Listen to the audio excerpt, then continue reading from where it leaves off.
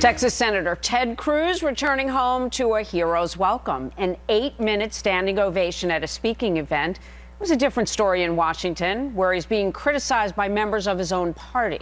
But in an interview with ABC News, Cruz said, "Who cares?" I'm not serving in office because I desperately needed 99 new friends in the U.S. Senate. Given the choice between being reviled in Washington, D.C.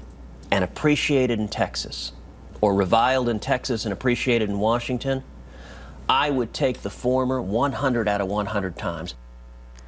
Leslie Marshall is a syndicated radio talk show host and a Fox News contributor, and David Webb is host of The David Webb Show on Sirius XM's Patriot Channel, Tea Party 365 co-founder and a Fox News contributor. Welcome to both of you. Good morning, Jamie. Good morning. David, former Florida Governor Jeb Bush is calling where Ted Cruz is concerned for a little restraint, self-restraint. In the end, though, what was the impact of what he had accomplished beyond the ovation he got in Washington from his party? Well, and let's separate what he got versus what we, the people, got. I said from the beginning that Ted Cruz was going down with a fight. And it was a time to galvanize the base. And to be fair, these events galvanize those that are for it, those that are for against it. In this case, it's Obamacare. And that's a benefit to Ted Cruz. I agree, don't overplay your hand. Move forward smartly. We have a marathon of a battle against Obamacare on behalf of the American people. As for who won, who lost, the American people have lost in this entire thing. Here we are with a train wreck in Obamacare. Here we are blowing through sequester cuts in the debt ceiling debacle. Here we are simply not providing solutions. And in January 15th, the poor debt can, which we've kicked to hell and back, is now going to be kicked one more time.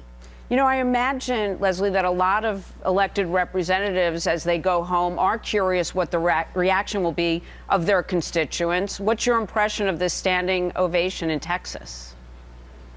Well, 750 people in Texas like Ted Cruz, and this was all about Ted Cruz. This was not about the Republican Party. I don't think Ted Cruz is a Republican. I don't think he's a Tea-publican, as I call them. I think he's the party of himself, and I hope he's very happy. I have to tell you, I have a lot of respect for people who stand up and want to, you know, have that mountain they want to fight for and die on, but not at the expense of over 800,000 people losing their jobs, not at the expense of people seeing the CDC and the National Institute of Health being closed down as research goes forward. The list goes on. This was selfish. This was about Ted Cruz looking. This was about Ted Cruz looking to be president and cost the American people millions of dollars. Who lost their jobs? Fragmented the Republican Party, and it hurts the political process. It's a simple question. You said 800,000. Over 800,000 people furloughed. They're getting paid back for their paid vacation off, so nobody lost their job. Okay, You talk about the CDC. These programs were furloughed. These programs are coming back. So nothing came out of that end of your points. Thank you. Let me throw this out there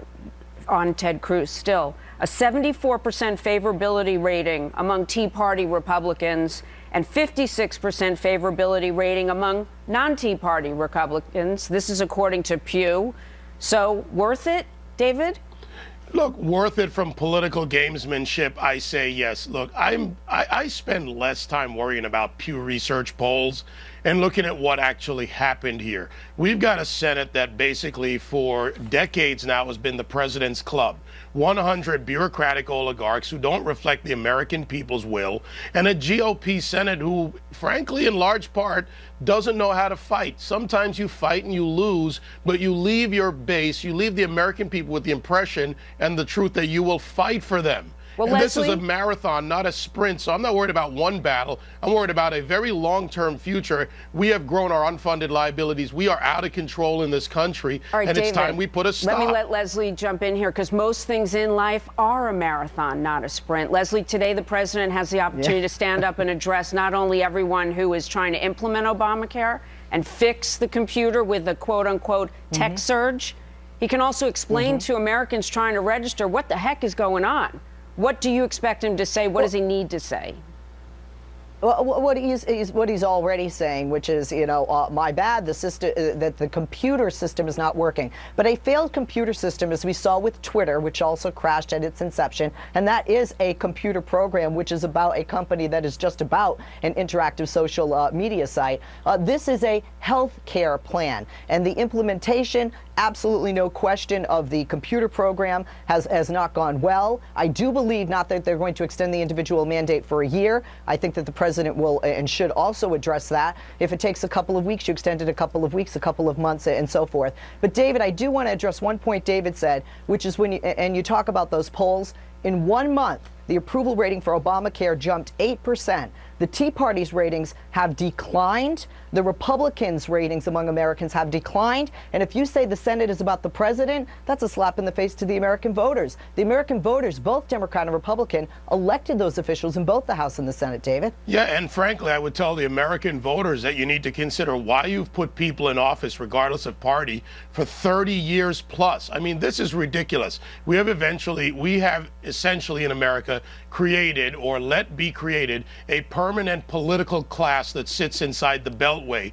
And it's time we as Americans take a look at our choices and what we're getting in results, because you can argue left, right, you can argue the polls all you want, but I'm asking the American people, tell me what solution you got out of anything from October 1st to October 21st today. You got nothing. All right, guys, I appreciate you presenting both sides. David Webb, Leslie Marshall, always great to have you here. 10:19 after the hour.